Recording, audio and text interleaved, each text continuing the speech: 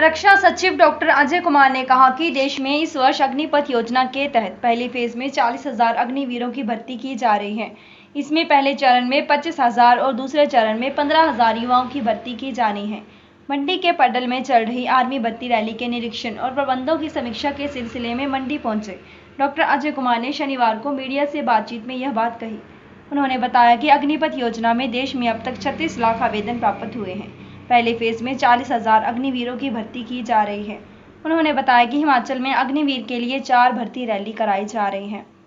रक्षा सचिव ने भर्ती रैली के लिए पडल मैदान में किए प्रबंधों पर संतोष जताते हुए कहा कि भर्ती कार्यालय ने मानक संचालन प्रक्रिया के मुताबिक पर्याप्त प्रबंध किए हैं और यहाँ की प्रक्रियागत मानकों का पूरा प्लान तय बनाया गया है। रक्षा सचिव ने रैली के आयोजन में भरपूर सहयोग के लिए प्रदेश सरकार और जिला प्रशासन का आभार जताया। रक्षा सचिव ने कहा कि भर्ती की प्रक्रिया को पूरी तरह तकनीकोन्मुखी बनाकर अधिक पारदर्शिता और दक्षता लाने के प्रयास किए गए हैं। आने वाले समय में तकनीक के प्रयोग को और बढ़ावा देने की कोशिश है। उन्होंने बताया कि आर्मी भर्ती कार्यालय पडल में भर्ती प्रक्रिया में पारदर्शिता का पूरा ध्यान रख रहा है। भर्ती की प्रक्रिया को पूरी तरह टेक्नोलॉजी से जोड़ा गया है। उम्मीदवारों का पूरा डेटाबेस बना हुआ है। उसमें कोई परिवर्तन करने पर वह अंकित हो जाता है और तुरंत पकड़ में आ सकता है। उम्मीदवारों की पहचान के लिए यहाँ पर बायोमेट्रिक पहचान प्रणाली है। इससे पहले रक्षा सचिव ने पडल में अभ्यर्थियों को हरी झंडी दिखाकर दौड़ के लिए रवाना किया। इस दौरान उपायुक्त अरिंदम चौधरी, उप महानिदेशक भर्ती अंबाला जोन ब्रिगेडियर मनोज कुमार और आर्मी भर्ती कार्यालय के निदेशक अविनाश नाथ सहित अन्य अधिकारी उपस्थित रहे। Himachal media TV bureau report. की समीक्षा करने का भी अवसर मिला है। मैं कहना चाहूँगा कि यहाँ पे जो अरेंजमेंट्स हुए हैं वो पूरी तरह से पर्याप्त है और जो प्रोसीजर फॉलो किया जा रहा है वो भी हमारे SOPs में जो इस्टेब्लिश प्रोसीजर है उसी के अनुरूप है। यहाँ पे इस अरेंजमेंट्स के लिए हमारे रिक्रूटमेंट ऑफिस की तरफ से तो पूरी तैयारी होती भी है, लेकिन इसमें हमें जो स्टेट गवर्नमेंट से सहयोग मिला है उसके लिए मैं स्टेट गवर्नमेंट का भी और जिला प्रशासन का खास तौर से धन्यवाद देना चाहूँगा। सर, कितने लोग इसमें पार्टिसिपेट कर रहे हैं अग्निवीर की भर्ती में, और क्या ये हिमाचल प्रदेश में पहली बार अग्निवीर की भर्ती हो रही है? इससे पहले भी हिमाचल प्रदेश में अग्निवीर की भर्ती हो चुकी है? इस बार अग्निवीर के रिक्रूटमेंट में हमें देश भर में 36 लाख से ज़्यादा एप्लीकेशन मिल चुकी हैं और जैसे आपको मालूम है इस पहले फेज़ के दौरान इस वर्ष हम 40,000 अग्निवीर की भर्ती कर रहे हैं और पहले फेज़ में 25,000 और दूसरे फेज़ में 15,000। और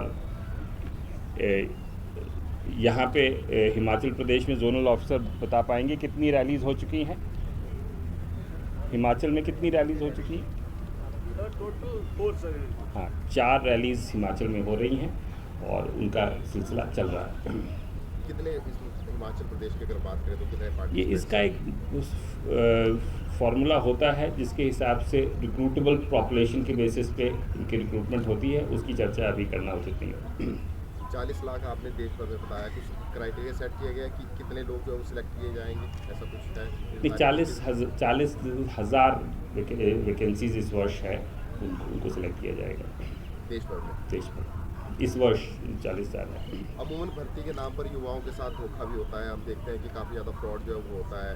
तो इस प्रकार के फ्रॉड को रोकने के लिए क्या कुछ स्टेप जो है वो आपकी तरफ से उठाए जा रहे हैं? क्योंकि भर्ती के नाम पर जो है वो पैसे की लेन देन की बात भी सामने आती रहती है अमूमन। देखिए, इसलिए बहुत ज़रूरी है, बहुत अहम मुद्दा है और इस बारे पे आर्मी की तरफ से पूरा ख्याल रखा जा रहा है। एक बड़ा इसमें जो कदम उठाया गया है वो पूरा प्रोसेस टेक्नोलॉजी ओरिएंटेड कर दिया गया है और उसकी भी कल हमने समीक्षा की है। यहाँ पे पूरा डेटाबेस बना हुआ है और उसमें कोई भी परिवर्तन करेंगे तो वो अंकित हो जाता है कि ये परिवर्तन किया गया है, तो वो किसी भी समय में जो है पकड़ में आ सकता है। दूसरा, इंडिविजुअल्स के आइडेंटिफिकेशन में इशू आते हैं कि एप्लीकेशन एक ही है और दूसरे किसी इंसान ने आके वहाँ पे पार्टिसिपेट किया, उसके लिए बायोमेट्रिक कितने हिमाचल प्रदेश की अगर बात करें तो कितने पार्टी? ये इसका एक फार्मूला होता है जिसके हिसाब से रिक्रूटेबल पॉपुलेशन के बेसिस पे इनकी रिक्रूटमेंट होती है, उसकी चर्चा अभी करना उचित नहीं है।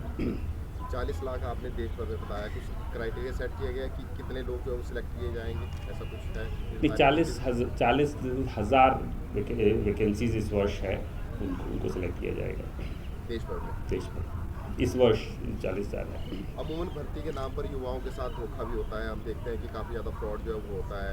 तो इस प्रकार के फ्रॉड को रोकने के लिए क्या कुछ स्टेप जो है वो आपकी तरफ से उठाए जा रहे हैं, क्योंकि भर्ती के नाम पर जो है वो पैसे की लेन देन की बात भी सामने आती रहती है अमूमन। देखिए, इसलिए बहुत ज़रूरी, ये बहुत अहम मुद्दा है और इस बारे पे आर्मी की तरफ से पूरा ख्याल रखा जा रहा है।